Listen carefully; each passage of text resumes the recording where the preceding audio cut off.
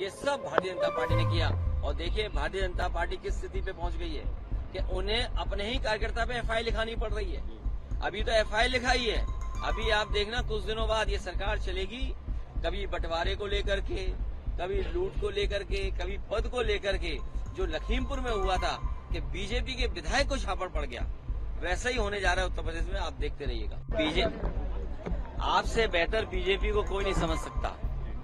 हमारे पत्रकार साथियों, जब बीजेपी को लगा कि वो हार जाएंगे तो कोई न कोई तिगड़म करो, कोई न कोई तिगड़म करो, कोई न कोई ऐसा संदेश दो जिसका समाजवादी पार्टी के लोग जवाब ही देते रहे। ये लोग तो परिवारवाद के खिलाफ वाले लोग थे, याद करो आप। जो लोग परिवारवाद के खिलाफ थे आज रिश्तेदारवादी कैसे हो गए, सोचिए आप। जो लोग परिवारवाद के खिलाफ थे वो रिश्तेदारवादी निकले। और मैं आपसे कह रहा हूं, करहेल की जनता न केवल इस चुनाव में बल्कि 27 के चुनाव में जब सरकार बननी है, सरकार के चुनाव में भी ऐसा परिणाम आएगा और ऐतिहासिक परिणाम तेज प्रताप जी के पक्ष में आने जा रहा है। जहां ऐतिहासिक परिणाम समाजवादी पार्टी के पक्ष में होगा, वहीं हार का ऐतिहासिक परिणाम भी भारतीय जनता पार्टी के पक्ष में आएगा। ये भारतीय जनता पार्टी वाले हवा बहुत बनाते हैं। याद कीजिए लोकसभा के चुनाव में क्या हवा बना रहे थे, और भारतीय जनता पार्टी के लोगों ने इतनी बदतमीजी की थी। आपको याद होगा कितनी बदतमीजी की थी इन्होंने, कितना गलत संदेश देने का काम इनसे और कोशिश की थी इन्होंने। लेकिन क्या वो कामयाब हो गए थे? नहीं कामयाब हुए थे। और ये सरकार तो वो है जो किसान को खाद नहीं दे पा रही, डीएपी नहीं दे पा रही, महंगे बिजली का बिल दे रहे हैं। मैं आज भी आपसे कह रहा हूं, इस सरकार के किसी भी जिम्मेदार पदाधिकारी, मंत्री, अधिकारी से पूछो, अगर तुमने बिजली का कारखाना उत्तर प्रदेश में लगाया हो तो बता दिए। जो कुछ बिजली आ रही है, जो कुछ इंफ्रास्ट्रक्चर है, वो उसी समय के देन है। इसी करहेल में बताइए, कट पर 100 एकड़ में मंडी बननी थी। यहाँ का लहसुन, यहाँ का धान, यहाँ का गेहूं, यहाँ की सब्जियां, यहाँ के आलू, ये बड़े बाजार में जा सकता था। यही इलाका है जो कन्नौज कानपुर देहात से शुरू होकर के आगरा तक है। वो इलाका है जहाँ सबसे अच्छा आलू होता है, सिरसागंज आलू। ये आपका ब्लॉक है, सबसे अच्छा आलू होता है, बरनाल। तो बताइए आलू के लिए आपने क्या व्यवस्था की? कभी खरीदा आलू आपने? क्या कोल्ड स्टोर वालों को सस्ती बिजली देने का इंतजाम किया क्या आपने? तो जिस सरकार ने कोई व्यवस्था न बनाई हो, उनसे उम्मीद क्या करोगे आप? केशव प्रसाद महोदय पीढ़ी परिवार को फर्जी परिवार बता रहे हैं। देखो वो खुद फर्जी हैं, आप मत कहलवाइए उनके बारे में। देखिए ये उनकी पार्ट ऑफ स्ट्रेटेजी है। जैसे सर्कस तो आना बंद हो गए, सर्कस आना बंद हो गए, लेकिन जब कभी भी जैसे आप टीवी चैनल में देखते होंगे कि कुछ समय ऐड का आ जाता है, यूट्यूब देखते हैं हम, कोई अच्छी चीज आ रही है, गाना आप अच्छा सुन रहे हैं, सडनली कोई ऐड आ गया जिसको आप हटाना चाहते हो। ये विज्ञापन का सामान है, क्योंकि सरकार ये जानती है मुख्यमंत्री जी फेस नहीं कर सकते हैं, इसलिए उन्होंने फेस न करना पड़े, इसलिए कुछ असिस्टेंट रखे हुए उन्होंने। वो ये भी ये फेस तो मुख्यमंत्री को करना चाहिए। उनका कहना ये भी है कि गठबंधन जो है खटाई में जा चुका है और जहाज जो है डूबने वाला है गठबंधन का। देखिए आप बेहतर समझते होंगे, समाजवादी और कांग्रेस की जो रणनीति है उसी से पस्त हो गए। अगर रणनीति हमारी है तो उनके भी नेताओं के जो गठबंधन है, उनके नेताओं को टिकट क्यों नहीं मिली?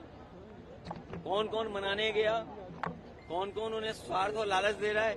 समाजवादी पार्टी और कांग्रेस, हम विपक्ष में हैं, हम किसी को लाभ नहीं दे सकते, हम अपनी बात कर सकते हैं, लड़ सकते हैं। ये हमारी स्ट्रेटेजी का हिस्सा है कि हमारे रणनीति है कि हम लोग मिल करके इस तरह लड़ रहे हैं, न केवल अभी लड़ रहे हैं, इंडिया गठबंधन मजबूत करेंगे और 27 में भी इनको हराने का काम करेंगे। बाई इलेक्शन में स्वरूप क्या रहेगा गठबंधन का, क्योंकि कांग्रेस मैदान छोड़ती हुई दिखाई दे रही है कहीं न कहीं? नहीं, ये शब्द का चयन गलत है आपका। ये हमारी रणनीति है, ये हमारा तरीका है कि किस तरीके से भारतीय जनता पार्टी का मुकाबला करें, उन्हें हराएं। सर अभी जम्मू कश्मीर से जो खबर आई, आज फिर से वहां पे हमला हुआ जिसमें 2 जवान शहीद हुए हैं, 2 सिविलियंस की भी जाने गई। लगातार इस तरह के जो हमले हैं इससे विपक्ष सरकार को घेरने का काम कर रहा है। देखिए प्रधानमंत्री जी अभी ब्रिक्स की मीटिंग में दुनिया के सभी महत्वपूर्ण नेताओं से मिले हैं और चीन को लेकर भी खबरें आई थी। और इधर हमारी सीमा आज से असुरक्षित नहीं है। जब से बीजेपी की सरकार आई और असुरक्षित हो गई है।